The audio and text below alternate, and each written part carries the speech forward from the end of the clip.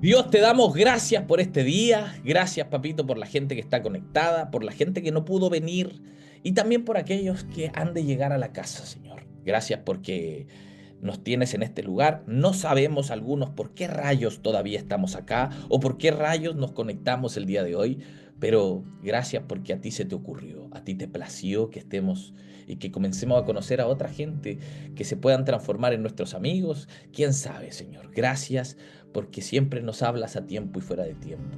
Ayúdanos a poder escuchar tu voz a través de los amigos que tenemos, a través de las cosas que vivimos y a través de incluso los mensajes como este. Gracias porque podemos verte incluso en los gestos sencillos. Ayúdanos y pon nuestros sentidos sensibles para que cuando sentamos el abrazo de un amigo también podamos sentirte a ti. En el nombre de Jesús. Amén y amén. Amén. Muchas gracias por los que dijeron amén por ahí, se bloquearon para decir amén. Amén. Gracias, les cuento que acá hay un chat donde usted puede comentar y después al final o entre medio vamos a ir leyendo ciertos comentarios eh, para que podamos participar de alguna forma. Los que no sabían, bueno, vamos a dar el mensajito y después podemos compartir un poco al respecto. ¿Alguien sabe cómo se llama el título? ¿Cuál era el título que le pusimos al mensaje del día de hoy? ¿Alguien recuerda? ¿Lo vio en redes sociales o en alguna parte? ¿Sí? ¿No? Bueno, cuéntenme. ¿Alguien? Relacionado con la fe. Sí, sí, sí, relacionado con la fe. ¿Algo más? ¿Alguien se acuerda el nombre exacto? Solo si se acuerdan, si no, no hay problema. Ya, no se acuerdan. Bueno, yo puse ahí en redes sociales que el mensaje del día de hoy se titula La fe de los que no encajan. ¿Por qué la fe de los que no encajan? Y ahora vamos a descubrirlo por qué. ¿Usted tiene su Biblia ahí?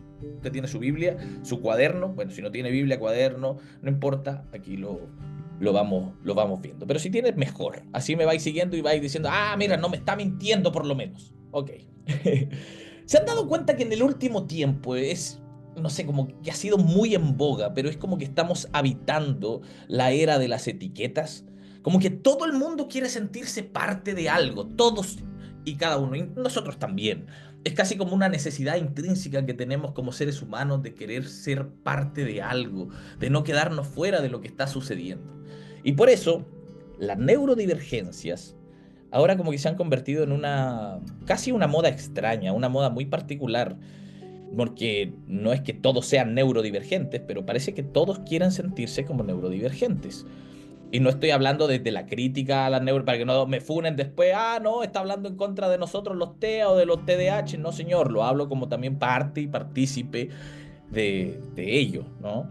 Pero ¿a qué me refiero con esto? Hay estos autodiagnósticos, porque no todos están diagnosticados. Hay muchos autodiagnósticos, están a la orden del día, y creo que somos la generación que nos diagnosticamos en base a los memes, ¿sí o no? Cuando vemos un meme de estos y dicen, no, sí soy, se han dicho así como han visto algún meme y dicen, no, sí soy, pero parece inocente este sí soy, pero a ver, ¿qué malo podría tener que decir que yo reaccione y diga sí soy? ¿Porque me identifico con algo? ¿Tiene algo de malo? No, no, no, ese no es el problema. El problema es que a veces nos apoderamos de estos diagnósticos que claramente nos hacemos nosotros mismos y no un profesional muchas veces, hasta empezamos a actuar como lo que decimos creer tener. ¿Le ha pasado? Díganme que sí, que no soy el único, a mí también me ha pasado. Sí soy, diga. Mira, hay una teoría que se llama la inflación de la prevalencia. Lo he hablado en algunas otras ocasiones, pero esta es una hipótesis que dice que gracias a nuestro esfuerzo divulgativo, es decir, que con la información que nosotros vamos compartiendo, la información que se encuentra en redes sociales, TikTok, etcétera, ahora la gente es mucho más propensa a autodiagnosticarse. Y no solamente autodiagnosticarse, sino que intensifican esa percepción de su malestar. Si hay algún malestar que tienen, como que ahora se va a sentir más fuerte porque ya me identifiqué con algo. Yo ya dije lo que tengo, ya me autodiagnostiqué. Tengo una inflamación en las trompas de falopio, podría decir yo. Porque me estoy diagnosticando solo, no soy experto. Ahora, imagínese esto. Usted que está ahí y de repente ve alguna cuestión y se pone nervioso, nerviosa, por cualquier cosa. Tú vas a decir ya no que estás nervioso, ahora tú tienes un trastorno ansioso, ya no eres cualquier nerviosito, no, no, no, ¿sabes qué? Tengo un trastorno ansioso ya. O si estás triste, hay algo que te pasó y que te sientes muy triste, no, no, no, yo ya no estoy triste, no solamente estoy triste, yo tengo depresión. Yo ya tengo depresión porque quiero sentirme parte de los que tienen depresión. Quiero que se siente así. O si terminaron con alguna pareja. Ahora han salido, pero por montones estos. Si terminaron con su pareja, por cualquier motivo, no importa el motivo. Incluso aunque tú seas el culpable, siempre tu pareja va a ser un narcisista. Es como que ahora está lleno y plagado de narcisistas. Todo el mundo es narcisista y después viene alguien y dice, no, ¿sabes qué? Yo también tuve una pareja narcisista. Como si el narcisismo solo fuera una etiqueta. Solo fuera eso, ¿no? También tiene que ver con un trastorno el narcisismo, ¿no? Entonces queremos etiquetarlos a todo el mundo, queremos ponerle una etiqueta a todos y nosotros también de alguna forma queremos ser una etiqueta, queremos tener una para poder encajar con alguien. Aquí la Nati Rocío dice, cuando me diagnosticaron fue muy difícil procesar todo, me da lata cuando se burlan o se autodiagnostican, lidiar con crisis dentro del espectro autista es muy difícil, las personas no lo ven, claro, casi como que es un casi como que es un juego, ¿no? Como que uno lo ve chistoso. Claro, alguien que es distraído, todo el mundo que es distraído dice, no, yo tengo TDAH porque yo no me concentro. Amigos, el TDAH no tiene que ver solamente con no concentrarte, sino con no controlarte emocionalmente, con no saber gestionar tus emociones, con otras cuestiones que incluso tú no estás pagando 70 lucas mensuales por unos medicamentos que uno sí paga y que lidia con otras cosas, con la depresión que va a la par de este TDAH. Bueno, son un montón de cosas con las que nosotros nos diagnosticamos.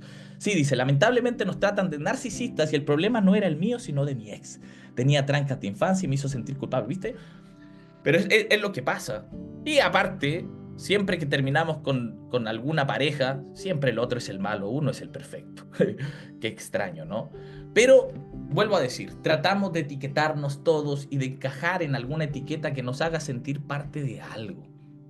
Yo les aseguro y les prometo que yo he pasado casi la mitad de mi vida tratando de encajar. Siempre he tratado de fingir que soy algo que a lo mejor no soy, pero para poder ser parte de algo, intentando caerles bien a la gente. Tengo una cuestión, yo quiero caerles bien, no soporto cuando alguien, pero ¿por qué te caigo mal si no te he hecho nada? Yo veo a mi sobrino y mi sobrino llegó un niño nuevo a su colegio y mi sobrino es muy amistoso. Es igual a mí cuando yo era chico. Y es muy amistoso y va donde el niño y le dice, oye, ¿quieres ser mi amigo? Al niño nuevo quería integrarlo y le dice, ¿quieres ser mi amigo? Y el niño nuevo le dice, no. ¿Saben lo que hizo mi sobrino? Mi sobrino, a la semana siguiente, porque estaba de cumpleaños, le dijo, oye, te invito a mi cumpleaños. Y mi hermana le preguntó, oye, ¿por qué invitaste a este loco si te dijo que no quería ser tu amigo? Bueno, porque quiero conocerlo. Porque él no soportaba la idea de que alguien no quiera ser su amigo. Y me parece muy tierno, pero a veces los TDAH somos así. Tratamos de querer empatizar, de acoger, de caerles bien a la gente. No sé, es algo que tenemos. Intentamos fingir que somos parte de algo. Adivinen qué.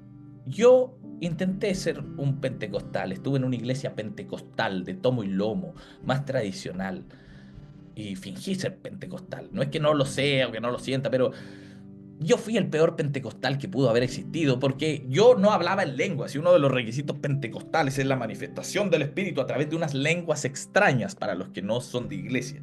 Son unas lenguas como en otro idioma que dicen que son angelicales, etcétera. Glosolalia. Bueno, la cosa es que yo no hablo en lenguas y ¿qué hago yo? Dice, esta conversación me está sirviendo para mis informes antes. Bueno, disculpa, Andrea. Bueno, espero que te sirva de algo. Pero bueno, yo no era pentecostal. O sea, era pentecostal, pero no hablaba en lengua. Entonces me hacían sentir siempre como extraño, como que algo estaba mal conmigo. E incluso me hacían sentir que si yo no hablaba en lenguas, Dios no estaba conmigo. Y aparte, yo sí quería que Dios esté conmigo. Entonces yo sentía una frustración muy extraña por querer que Dios de alguna forma no me deje solo y no me mande al infierno por no hablar en lengua, señorcito. Así que, ¿qué hice? Amigo, yo vi que había un caballero que hablaba en lenguas y le copié tal cual las lenguas que este tipo hablaba. Lo he hablado en otras ocasiones, pero eran las mismas palabras. Mira, él decía las mismas palabras todo el tiempo y yo se las copié y era Shota Rama Kandara Bandara. Él decía, no estoy burlándome, solamente estoy diciendo las lenguas que yo aprendí porque yo trataba de ser como él. Entonces era Shota Randa Kandara Bandara y este tipo decía que esta cuestión tenía 10.000 significados distintos. Yo no entendía cómo una frase, en qué idioma, tiene tantos significados, porque como que él mismo se iba traduciendo al mismo tiempo y como que tenían miles de significados diferentes. Y solo decía Shota Randa Kandara Bandara. Bueno, así fue la cuestión. Entonces yo dije, medio sospechoso. Mira, y yo, menos mal, amigos, menos mal que yo no estuve en esta iglesia que te daba el corrientazo, porque a donde yo estaba en una iglesia que te daba el corrientazo, yo veía que el culto medio se estaba apagando y a mí me empezaba a dar el corrientazo y el tiritón, yo no estaba ni ahí, o sea, hubiera actuado, porque esto también, de alguna forma, es un fenómeno colectivo. Sientes tanta presión por el resto que por no quedarte fuera comienzas a actuar como el resto. Qué extraño, ¿no? Pero así funcionamos los seres humanos. Dice, Sara, Sara, Baisa, Baisa, escuché eso. Bueno, algo así también pasa, ¿no? Bueno, estuve con esto tratando de ser parte de algo. Yo les podría decir que hice de todo en la iglesia para ser parte. De hecho, desde niño, mi papá una vez me metió en la cabeza de que yo tenía un don especial. Siempre mi papá me quería hacer sentir parte de su ministerio, porque él era de la liberación, del exorcismo, de todo esto. A veces lo que cuento en el stand-up es muy real, pero él me metió en la cabeza de que yo cuando cerraba los ojos y estábamos orando por alguien y yo tocaba a esa persona, yo veía algún tipo de espíritu. Entonces mi papá me decía, ¿qué ves, hijo? ¿Qué ves? Y yo cerraba los ojos y le decía a mi papá, veo una mancha roja. Claro, después de haber visto el sol de frente, obviamente iba a haber una mancha roja. Pero mi papá dice, oh, ya, este es un espíritu. Y mi papá interpretaba, no, este es un espíritu de tanto, este es un espíritu de flojera, no sé. Pero mi papá estaba feliz con mi don. Pero si yo le soy brutalmente honesto, yo nunca vi un carajo, o sea, no vi nada. Solamente quería sentirme especial de alguna manera. Por eso fui rapero, por eso fui emo, fui skater. Mira, yo fui todo lo que ustedes se pueden imaginar para tratar de pertenecer a algo. Pero una y otra vez algo me hacía sentir que yo no encajaba ahí. Era como, Dui, mira, esa no es tu familia, Dui. Ahora, también, digo, a veces me esfuerzo mucho por querer ser parte de estos grupos pastorales, pero no soy muy querido en las iglesias en general. Soy el pastor menos querido dentro de los evangélicos. Y ya no saben cómo excomulgarme, no saben cómo echarme, no saben cómo silenciarme o callarme. Todos preguntan, bueno, ¿ya a qué denominación pertenece para poder hablar con los líderes? No pueden callarme porque aparte yo ya no caigo en su tipo de amenazas con el infierno, yo ya no me siento culpable, no pueden con eso.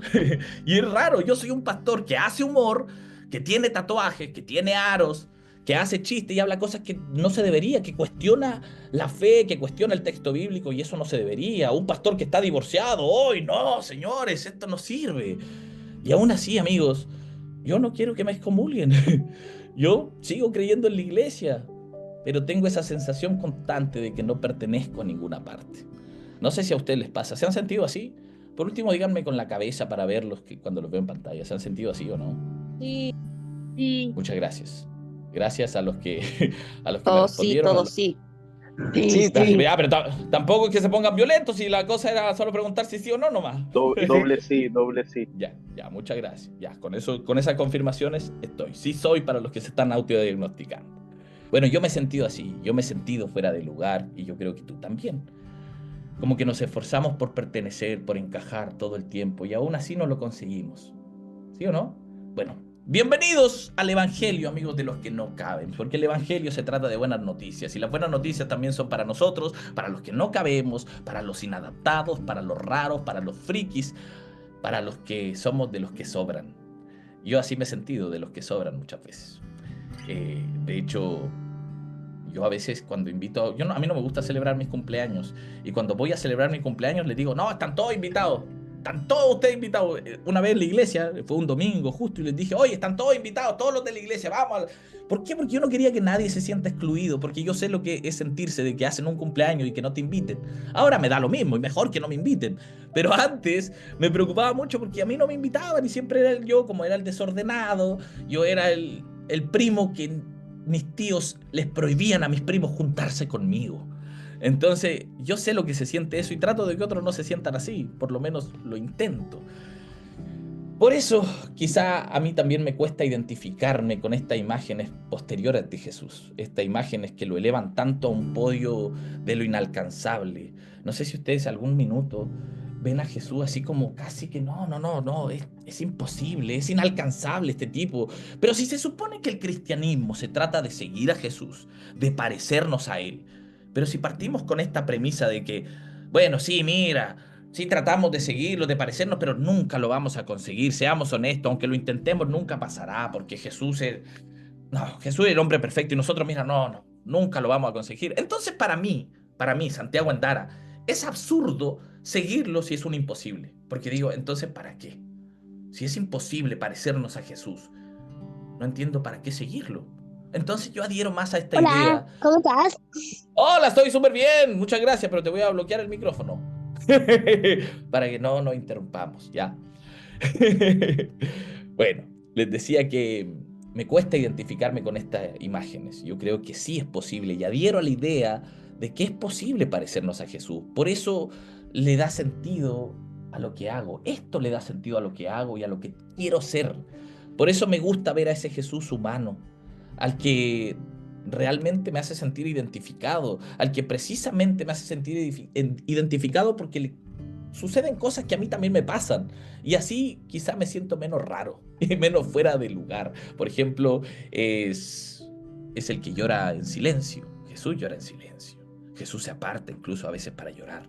Que se frustra en muchas ocasiones. ¿Han visto ese texto que dice: Jerusalén, Jerusalén, que matas a tus profetas y apedreas a quienes te son enviados? O que les dice a sus discípulos: ¡ay, generación incrédula y perversa! ¿Hasta cuándo tendré que estar con ustedes? Alguien que se frustra, muy humano, o que se enoja. ¡Ay, ustedes escribas y fariseos hipócritas, guías de ciegos, serpientes, generación de víbora! Vayan y díganle a ese zorro. Eso decía Jesús. Entonces, a veces no leemos a Jesús porque lo ponemos en otro podio y decimos: no, es que Jesús, mira, sí se enojó, pero no, es que no, tampoco es que se enojó tanto, si fue un enojo así nomás. Pero se enojó, como todos nos enojamos, se molestó. Y creo que a veces, en estos enojos, creo que a veces lo más espiritual que podemos hacer frente a la injusticia es mandarlos a todos al carajo. Pero bueno, esa es una opinión personal, nada más que personal.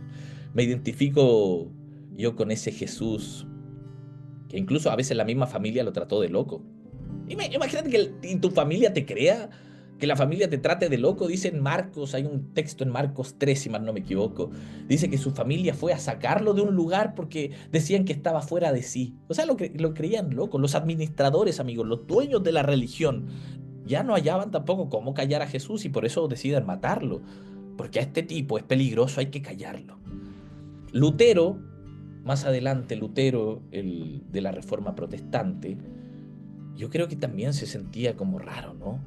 Porque comenzó a cuestionar a las autoridades, comenzó a cuestionar, y quienes cuestionan, quienes no son parte del promedio, de lo uniforme, de lo homogéneo que se pide ser en las iglesias o en la religión, bueno, no pueden ser parte, porque ¿cómo va a estar cuestionándonos a nosotros que somos las autoridades? Y Lutero los cuestiona. Él no quería salir de la iglesia católica, él no quería que lo excomulguen, ni mucho menos, solamente quería que paren los abusos.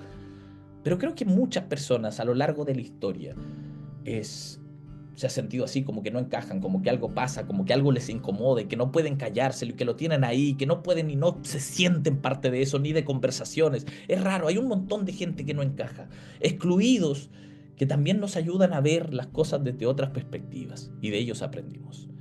Entonces les pregunto nuevamente, ¿ustedes se han sentido, díganme la verdad, se han sentido alguna vez excluidos?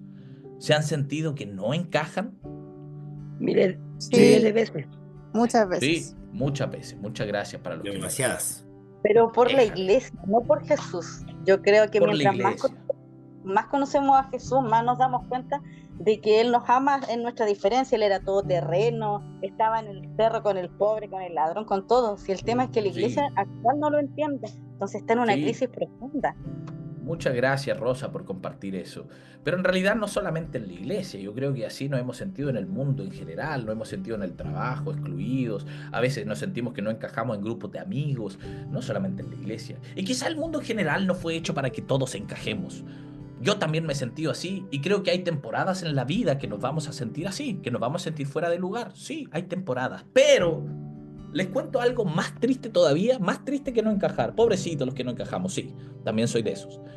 Pero les cuento algo más triste, ustedes también han hecho sentir a otras personas de esa manera. Estoy seguro, te lo puedo afirmar. Que se muera, no, mentira, estoy bromeando, ninguno de ustedes, obviamente. Pero sí, yo te puedo afirmar que todos hemos hecho sentir a otra persona de esa manera, aunque nosotros también sabemos lo que se siente, sí, pero también hemos hecho eso. A ver, ¿cuántas veces nosotros mismos no hemos cerrado la puerta de la iglesia a la gente? Quizás no literalmente, pero los hemos mirado de pies a cabeza, ¿o no? Hemos mirado cómo se viste, qué trae en su cabeza. Es como una, mira, es como sin palabras decirle a una persona, bueno, ¿qué haces aquí? Tú no deberías, esta no es tu familia, Dui. Es como que nosotros le decimos eso a las personas cuando entran.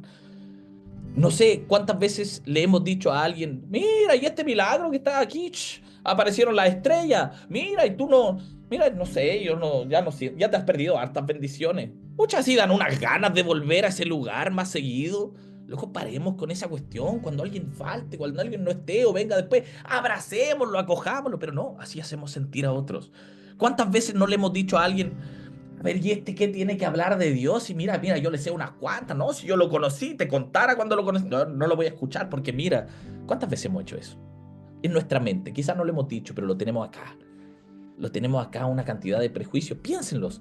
En todos los aspectos de su vida, yo estoy seguro, no solamente en la iglesia, sino en el trabajo, en el colegio, en la universidad. Qué fea sensación es esa de sentirse el nuevo. ¿Han sido los nuevos en alguna parte? ¿Han sido eso o no? ¡Ay, qué feo es sentirse el nuevo! Como eres nuevo e inútil, no solamente nuevo. Eres el de los cafés, el que está mirando ahí, como que te sientes como hasta incomodando al compañero porque está trabajando y tú molestando para tratar de aprender. Uno se siente extraño y aparte te hacen sentir extraño. Pero cuando otros son los nuevos, adivinen qué. Ustedes hicieron sentir igual de extraños a esas personas. También lo hicieron sentir fuera del lugar. Eso se los puedo dar por firmado. Todos nosotros lo hemos hecho alguna vez. Alguna vez. A ver, ¿y qué pasa si el problema no es de la gente de afuera? No es que ellos se tengan que adaptar. ¿Qué pasa si el problema no es de los excluidos, de los que no encajan? Sino que de todo aquello que nosotros tenemos dentro, de nuestras teologías, de nuestras formas de pensar, incluso de nuestras culturas. Creo que todos tenemos esto. Todos hemos sido excluidos al mismo tiempo que hemos excluido a otros. Y a veces no es la gente marginada la que necesita esta conversión, que los canutos tanto hablamos, ¿cachai? Que todo canuto quiere, no, yo te voy a convertir, hay que convertirlos, es una obsesión que tenemos, pero ¿qué pasa si la gente que necesita ser convertida de verdad son los de la misma iglesia? A veces no es el pecador el que necesita la transformación o ser transformado, sino los que están dirigiendo las iglesias, el que se cree puro, el que se cree santo, el que se cree mejor que todos los otros. Quizá ellos también necesiten, no solamente necesiten, tienen que ser transformados. ¿Saben quién? Pedro. Bueno, si hay algún Pedro aquí en la reunión, no estoy hablando de ti, Pedro, Pedrito, no. Yo estoy hablando del apóstol Pedro, del discípulo de Jesús. Dice, ¿cuánto hablas de esto? Me pregunto, ¿cuánto he hecho sentir insuficiente a otros? Así mismo. Cuando hemos invalidado las emociones de otros. Cuánto lo hemos hecho sentir mal cuando vemos alguna historia y decimos, ay, qué ridículo este, y se lo decimos. Oye, ¿no haces cara en el gimnasio? No sé, siempre esos comentarios pesados de repente. Bueno, quiero que recordemos a Pedro, el discípulo de Jesús. Antes de ser discípulo de Jesús, este tipo era uno de los marginados. Era un excluido, a lo mejor se sentía igual que tú y yo nos hemos sentido a veces. Este tipo era de los que sobraban, porque para la religión judía él no cumplía los parámetros. No era que estaba estudiando con un rabino como debería haber hecho un tipo de verdad en esa época, un tipo respetable, estudiar para ser rabino. No, no, no, este loco era un pescador, era pobre, era simple. La religión judía no daba un peso por él.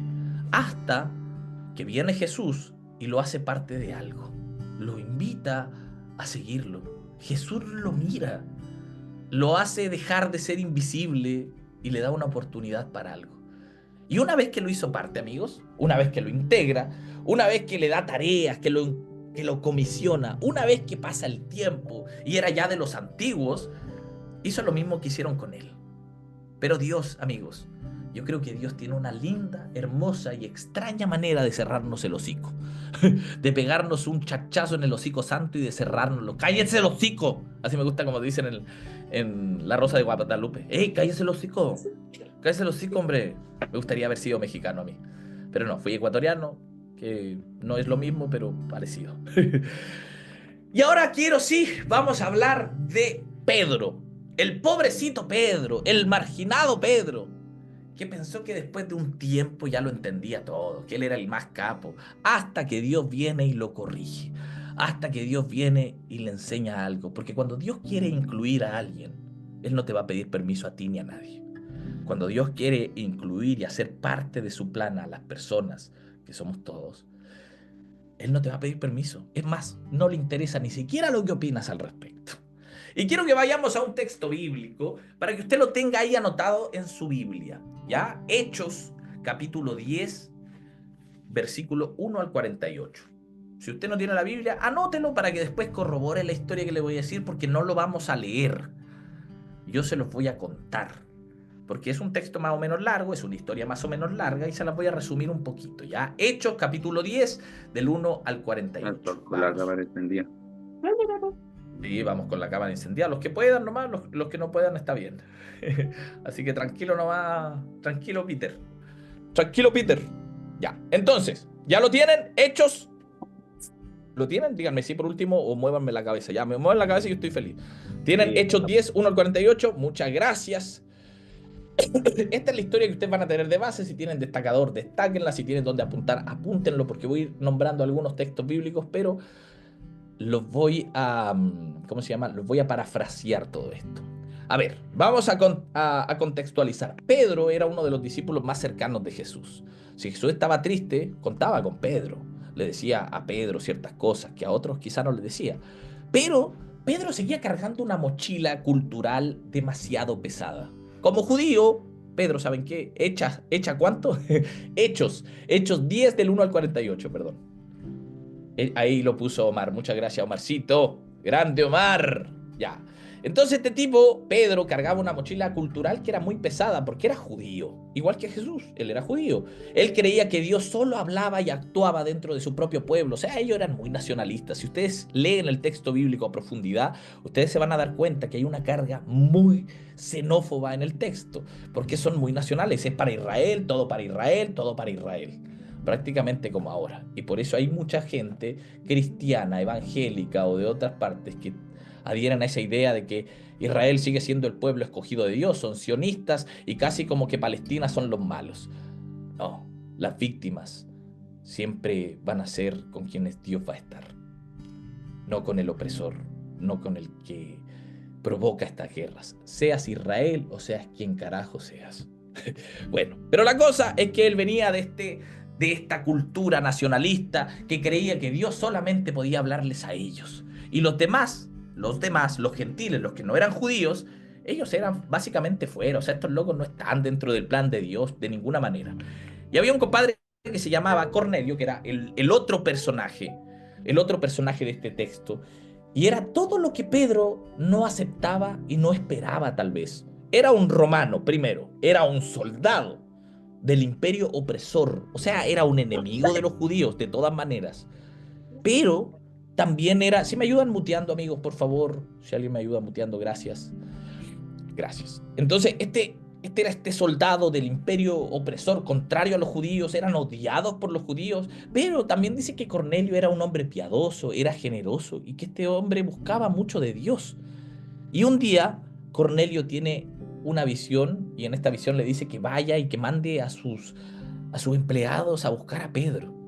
Y al mismo tiempo, Pedro tiene una visión paralelo. Esto está sucediendo en paralelo. Mientras Cornelio tiene una visión, Pedro por otro lado, donde estaba, en Jope, si mal no me equivoco, Pedro tiene su propia visión. Es una extraña experiencia el que tiene. Y mientras ora, en esa oración le da mucha hambre. Literalmente le da hambre. Y tiene una visión del cielo en donde baja un lienzo que estaba lleno de animales prohibidos, que según la ley judía eran animales que no se podían comer, eran impuros.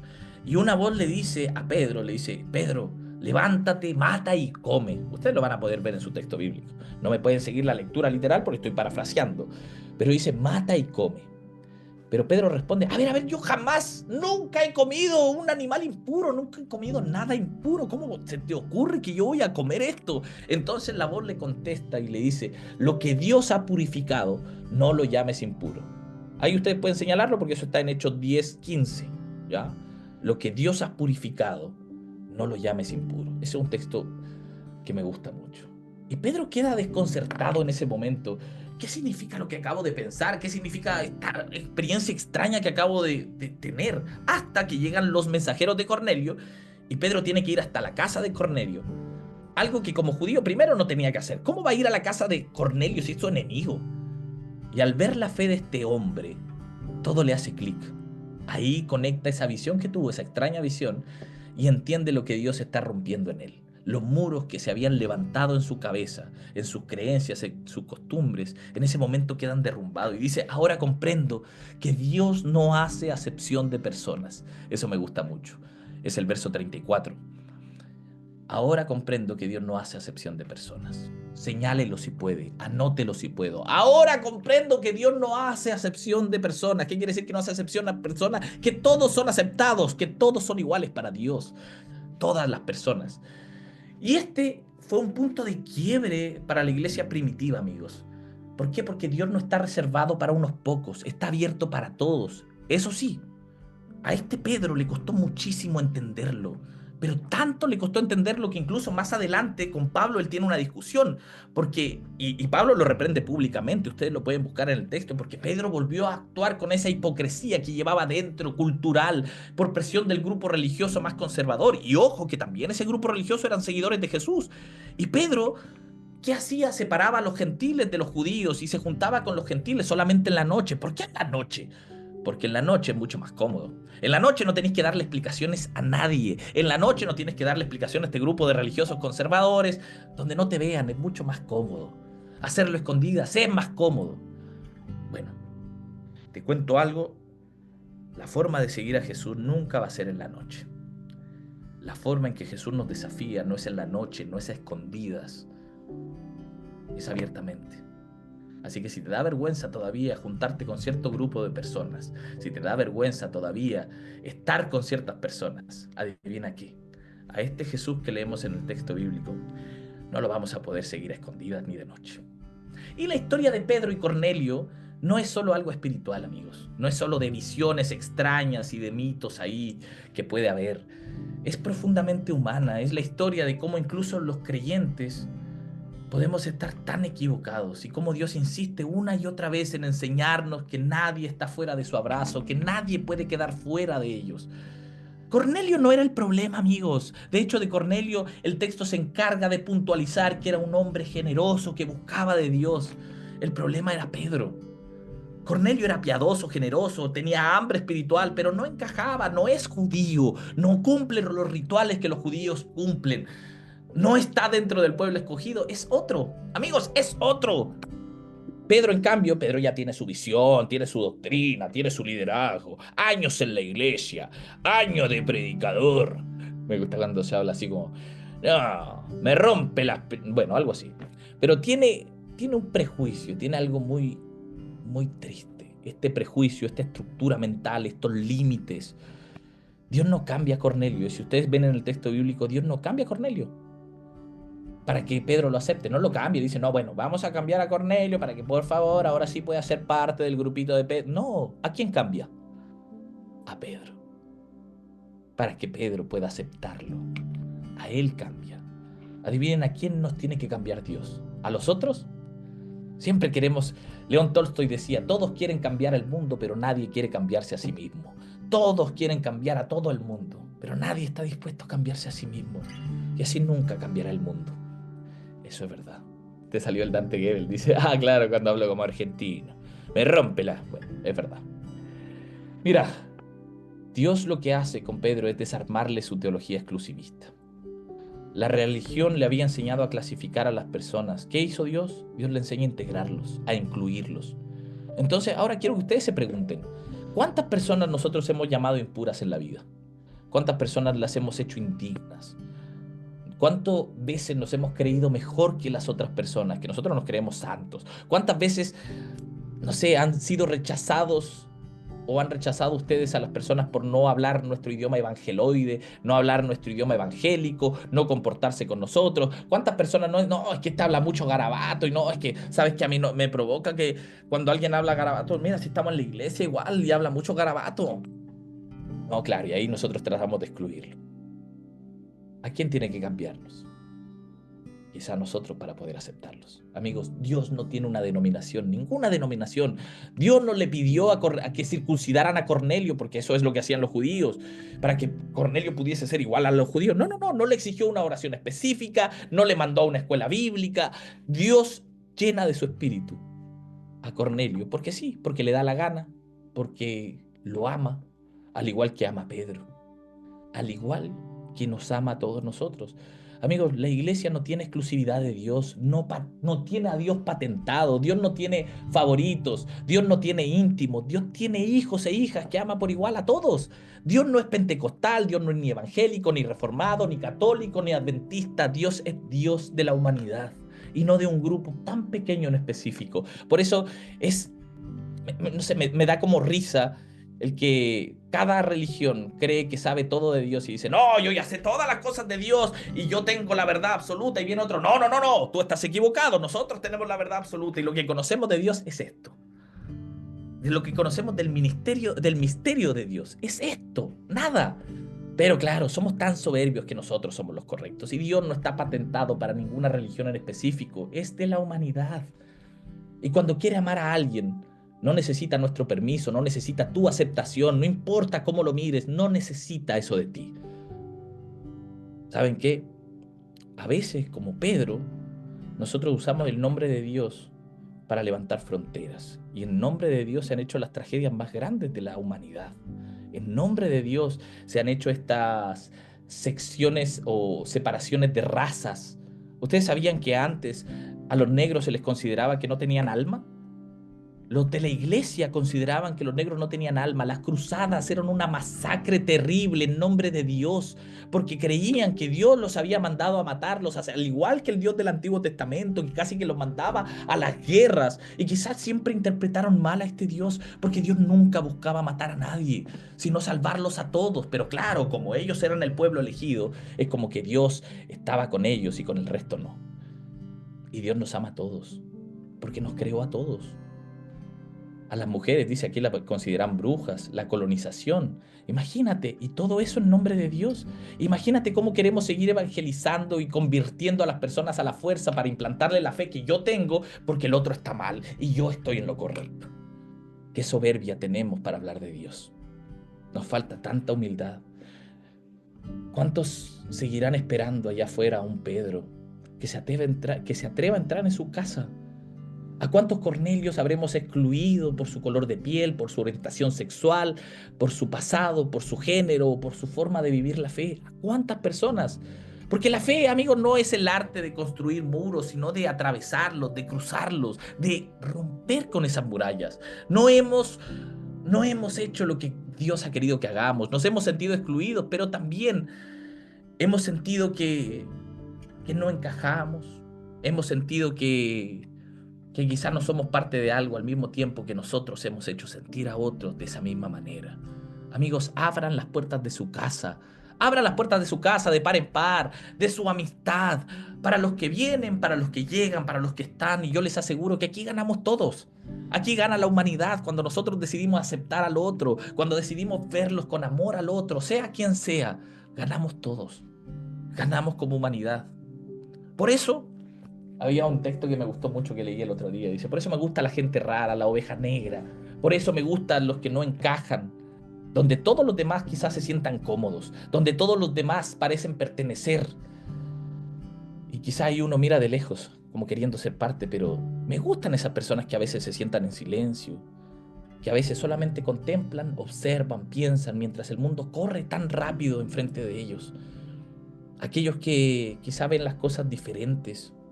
Me gustan los que se cuestionan, los que se hacen preguntas que quizás nadie se atreve a hacer, pero ellos levantan la voz y todos lo miramos como extraño. ¡Ay, cómo se atreve a preguntar esto!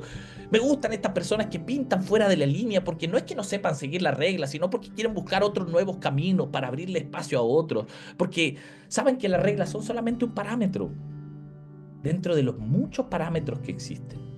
Me gustan los solitarios, los pensadores, aquellos que se niegan a que el mundo les diga cómo ser. Me gusta mucho eso. Y si hay una bienaventuranza, como en el Sermón del Monte en Mateo 5, que yo creo que Jesús diría el día de hoy, y es especial para esta, sería bienaventurados o felices, que significa la palabra Macarios, que se traduce como bienaventurados. Felices los que no encajan, los que no hay etiqueta que les calce, que no les calce a la perfección, los que sienten que no pertenecen a ninguna parte, porque quizá ellos nos mostrarán nuevos caminos, nos enseñarán a mejorar como personas, nos cambiarán. Quizá a ellos, a estos que no encajan, los usará Dios para desafiarnos.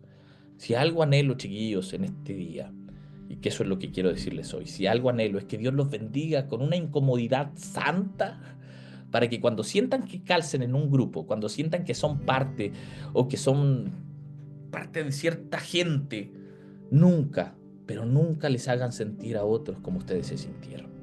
Espero que Dios los incomode tanto que no se puedan callar y que tengan que integrarlos, aunque tengan que ir en contra de todos sus amigos para poder aceptar a otro y abrazar a alguien que sí lo necesita.